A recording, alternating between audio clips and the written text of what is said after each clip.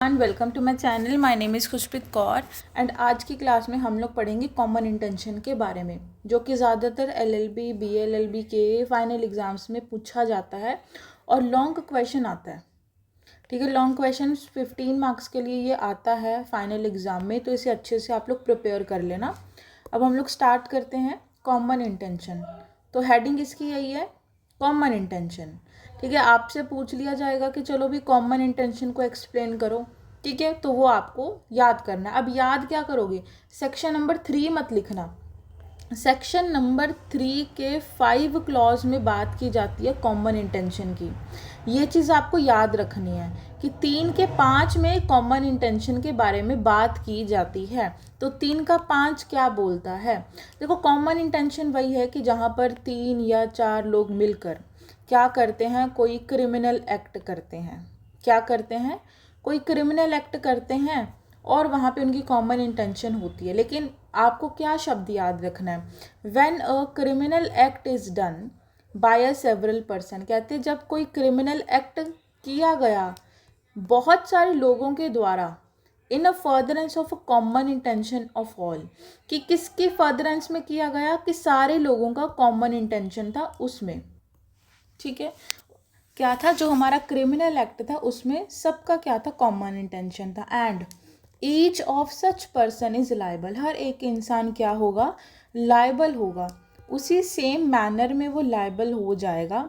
ठीक है, जिस तरह से बाकी लोग भी लाइबल होंगे। जैसे फॉर एग्जांपल कि एक ए है, बी है, सी है और डी है। इन 4 जनों ने मिलके क्या किया, मर्डर किया राहुल का क्या किया, उन्होंने मर्डर किया। अब यहाँ पर क्या है कि ए, बी, सी और डी। ए ने क्या किया, नाइफ परचेज किया था, बी ने ड्राइविंग किया, सी ने मर्डर किया और डी ने इसके घर पर चोरी की। देखो, सबने अलग अलग काम किया। मर्डर किसने किया, सी ने, बाकी सबने इसकी हेल्प की। तो क्या ये सारे लाइबल हो जाएंगे? तो इसका आंसर है यस, ये सब लाइबल होंगे। ए, बी, सी, डी, ये चारों क्या हो जाएंगे, लाइबल हो जाएंगे। ठीक है, मतलब इनको सेम पनिशमेंट मिलेगी। इनको ये वाली पनिशमेंट नहीं मिलेगी प्रिपरेशन की, इन्हें पनिशमेंट मिलेगी मर्डर की, चारों को। क्यों? क्योंकि इनका कॉमन इंटेंशन था। तो ये डेफिनेशन बहुत इंपॉर्टेंट है, याद कर लेना कि when a criminal act is done by a several persons in the furtherance of a common intention of all, each of such person is liable for that act in same manner as if it were done by him alone। ऐसा ही कि यहाँ पर ऐसा ही माना जाएगा कि murder ए ने भी किया है, बी ने भी किया है, सी ने किया है और डी ने किया है। समझ गए? ठीक है, अब पढ़ो कॉमन इंटेंशन के एसेंशियल्स। क्या क्या एसेंशियल्स हो सकते हैं, तो इसी तरह से अपने एग्जाम में फ्लो चार्ट बना के आ जाना। पहला है क्रिमिनल एक्ट। सबसे पहला क्या है, क्रिमिनल एक्ट होना चाहिए। क्या है, बाय मोर देन 1 पर्सन, एक से ज़्यादा होना चाहिए। समझ गए? क्योंकि अगर एक इंसान होगा तो वहाँ पर कॉमन इंटेंशन कैसे आएगी? कॉमन इंटेंशन तो 2 लोगों के बीच में, 3, 4, 10 के बीच में होगा। एक पर्सन के बीच में कॉमन इंटेंशन नहीं होती है, इसलिए बाय मोर देन 1 पर्सन, एक इंसान से ज़्यादा लोग होने चाहिए। Each person is liable for the act as if it's done by him alone. कहते हैं हर पर्सन वहाँ पे क्या माना जाएगा, लाइबल माना जाएगा। पहले ये वाला पॉइंट पढ़ेंगे, इन furtherance of common intention of all, कि वो उन्होंने जो भी एक्ट किया है वो कैसा होना चाहिए, कॉमन इंटेंशन होना चाहिए सबका। और हर इंसान क्या होगा, लाइबल होगा। ठीक है, हर इंसान जो भी उसमें इन्वॉल्व रहेगा क्रिमिनल एक्ट में, वो क्या होगा, वो लाइबल माना जाएगा कि उसी ने ये क्रिमिनल एक्ट किया है। ये इसके एसेंशियल्स हैं। और थोड़ा सा डीप में पढ़ लो। कॉमन इंटेंशन का मतलब इक्वल्स टू जॉइंट लाइबिलिटी। याद रखना, common intention equals to joint liability. ठीक है, अब जॉइंट लाइबिलिटी का मतलब अगर आपके बीच में कॉमन इंटेंशन है, 3-4 लोगों के बीच में कॉमन इंटेंशन है, इसका मतलब क्या है कि उनके वो सब भी क्या होंगे, जॉइंटली लाइबल हो जाएंगे। आप लोगों ने ऐसा ही कंसेप्ट टॉट में भी पढ़ा होगा ना।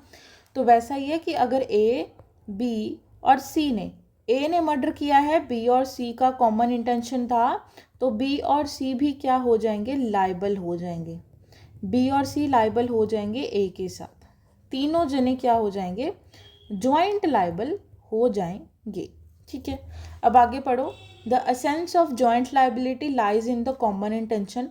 Common intention implies a prior concert, prior meeting of mind. कहते हैं कॉमन इंटेंशन अगर आपसे पूछ लिया जाए कि मीनिंग लिखो, तो कॉमन इंटेंशन का मतलब है प्रायर मीटिंग ऑफ माइंड, कि पहले ही आप लोगों ने उस चीज़ को क्या कर लिया है, डिस्कस कर लिया है, या पहले ही आप लोगों ने प्लान बना लिया है कि हम उसका मर्डर करेंगे। इसे कॉमन इंटेंशन कहा जाता है। Once such agreement is formed, they become a mutual agent of each other and whatever is done by one of them with respect। कहते हैं कि उन्होंने पहले क्या कर लिया, ग्रुप बना के प्रॉपर एक एग्रीमेंट कर लिया, एंड फिर चार पांच जने थे, उसमें से अगर किसी एक इंसान ने भी कोई भी काम कर दिया, ठीक है, उस कॉमन इंटेंशन के रिस्पेक्ट में, तो वो सारे ही लोग क्या माने जाएंगे, लाइबल माने जाएंगे। The principle of a joint and constructive liability, बताया ना, ज्वाइंट और कंस्ट्रक्टिव लाइबिलिटी के बारे में बात करता है। It's a joint liability because, कहते हैं ये ज्वाइंट लाइबिलिटी होगा, क्यों होगा, क्योंकि यहाँ पर सब लोगों के बीच में कॉमन इंटेंशन है, और वो ज्वाइंटली, उन्होंने ज्वाइंटली क्या किया है, उन्होंने ज्वाइंटली ऑफेंस कमिट किया। लिख भी लो कि उन्होंने क्या किया है, उन्होंने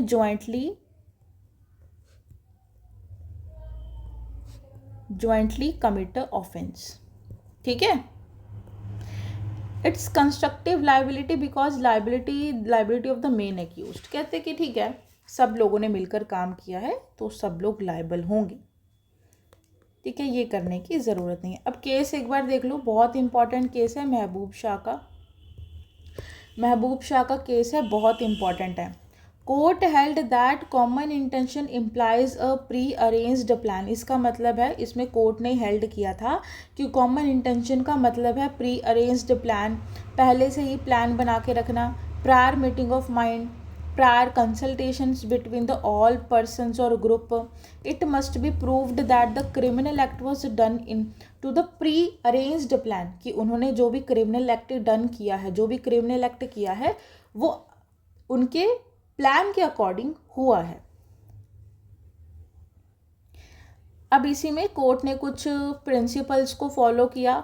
क्या होना चाहिए, common intention, furtherance of common intention, pre arranged plan होना चाहिए, क्रिमिनल एक्ट होना चाहिए, क्रिमिनल एक्ट को प्रूव करना पड़ेगा, फिर उनके बीच का कॉमन इंटेंशन भी आपको प्रूव करना पड़ेगा। फिर है Arvind Singh versus State of Maharashtra, 2021 का केस है। इसमें क्या था, पहले सेक्शन आईपीसी का था 34 और बीएनएस का है 3 का 5। दो फैक्टर्स इन्होंने बताए थे कि सबसे पहला तो कॉमन इंटेंशन होना चाहिए, फिर उसके बाद है पार्टिसिपेशन होना चाहिए एक्यूज्ड का। अगर पार्टिसिपेशन नहीं होगा तो वो लाइबल नहीं होंगे। ये भी सेम बात बोलता है Ashok Kumar versus State of Punjab 1977 का। ठीक है, इसमें भी यही कहा गया था कि क्या है हमारा कॉमन इंटेंशन, क्या है, माइंड ऑफ पर्सन, कि जो भी लोग क्या करते हैं, पार्टिसिपेट करते हैं क्रिमिनल एक्ट में, पर्टिकुलर रिजल्ट लेकर आते हैं, ये सब चीज़ यहाँ पे भी लिखी हुई है। Proof of common intention is rarely available, ये बहुत इंपॉर्टेंट है। इसका मतलब ये है कि कॉमन इंटेंशन को प्रूफ करना बहुत ज़्यादा मुश्किल है। ठीक है, किसी के मन में क्या चल रहा है, किसी के दिमाग में क्या चल रहा है, वो चीज़ प्रूफ करना बहुत बहुत बहुत ज़्यादा मुश्किल है। तो कॉमन इंटेंशन को प्रूफ करना क्या है, बहुत ज़्यादा मुश्किल है। तो ये सर्कमस्टांसेस पर बेस रहेगा। अब एक और चीज़ होती है, एक होता है कॉमन इंटेंशन, एक होता है सिमिलर इंटेंशन। देखो, कॉमन इंटेंशन में आएगा हमारा prior meeting of mind. Common intention में क्या आएगा, प्रायर मीटिंग ऑफ माइंड, कि आपने पहले से ही प्री प्लान करके रखा हुआ है। लिख लो, आपने पहले से क्या किया हुआ है, प्री प्लान करके हर एक चीज़ रखी हुई है। फॉर एग्जांपल ए और बी ने प्लान बनाया कि हम मर्डर करेंगे। सिमिलर इंटेंशन है कि ए पर्सन भी चाहता है कि मैं राहुल का मर्डर करूं और बी पर्सन भी चाहता है कि मैं राहुल का मर्डर करूं, लेकिन ए और बी पर्सन उन्होंने आपस में प्लान नहीं बनाया, इनका कोई प्रायर मीटिंग नहीं है। ठीक है, अब कॉमन ऑब्जेक्ट क्या है कि मिनिमम, कॉमन ऑब्जेक्ट के लिए सेम है, कॉमन इंटेंशन और कॉमन ऑब्जेक्ट सेम है। फ़र्क इतना है कि इसमें मिनिमम 5 लोग होने चाहिए, मिनिमम 5 लोग होने चाहिए, और इसमें 2, 3, 4 भी हो सकते हैं, बस इतना ही इसमें फ़र्क है। जॉइंट लाइबिलिटी के बारे में भी तो बात करता है ना, कि मैंने कहा था कि कॉमन इंटेंशन में ये जॉइंट लाइबिलिटी के बारे में बात करता है कि all the person who share a common intention and involve in the act are jointly liable for the crime, कि जो भी लोग, ऑल द पर्सन, जो भी लोग कॉमन इंटेंशन शेयर करते हैं किसी क्रिमिनल एक्ट में, वो सारे ही जॉइंटली लाइबल हो जाएंगे उस क्राइम के लिए। इट इज़ इमटेरियल, ये ज़रूरी नहीं है कि उसने मर्डर किया कि नहीं किया। जैसे अभी मैंने आपको एग्जांपल समझाया था कि ए, बी और सी ने, इन लोगों ने मिलकर क्या किया, मर्डर किया, लेकिन मर्डर किसने किया, बी ने, सी ने और ए ने इसकी क्या की, हेल्प की।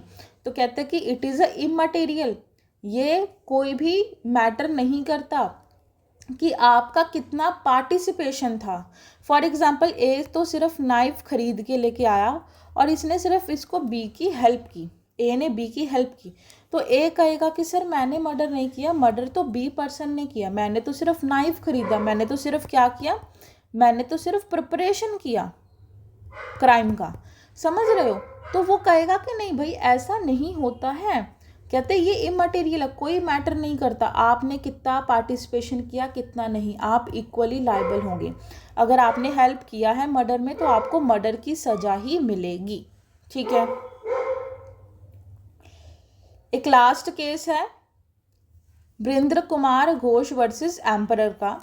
इसमें भी वही सेम था, 4 जने थे, ये बैंक में गए थे रॉबरी करने के लिए, और एक ने क्या कर दिया था, गन से मार दिया था, पोस्ट मास्टर को किल कर दिया था गन से, और बाकी जो उसके साथी थे उन्होंने कहा कि सर हमने तो उसका मर्डर नहीं किया, हमने तो पोस्ट मास्टर को नहीं मारा, हमने तो सिर्फ चोरी की है, तो हमें सिर्फ चोरी की सज़ा दी जाए।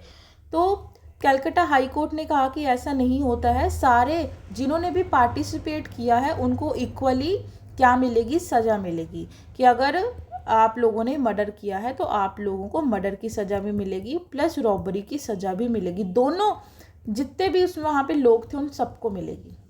बात समझ गए। तो इक्वल, आप इक्वल लायबल है, जो भी कॉमन इंटेंशन में इन्वॉल्व है वो इक्वली क्या होगा, लायबल होगा। ये पढ़ने की ज़रूरत नहीं है, कॉमन इंटेंशन और सिमिलर इंटेंशन में क्या फ़र्क है भाई, वो ऑलरेडी मैं आपको बता चुकी। ठीक है। अगर आपके पास लॉन्ग क्वेश्चन आएगा तो आप इस तरह से फ्लो चार्ट बना के लिख सकते हैं। आज की क्लास में हम लोग इतना ही पढ़ेंगे। Thank you so much, bye bye.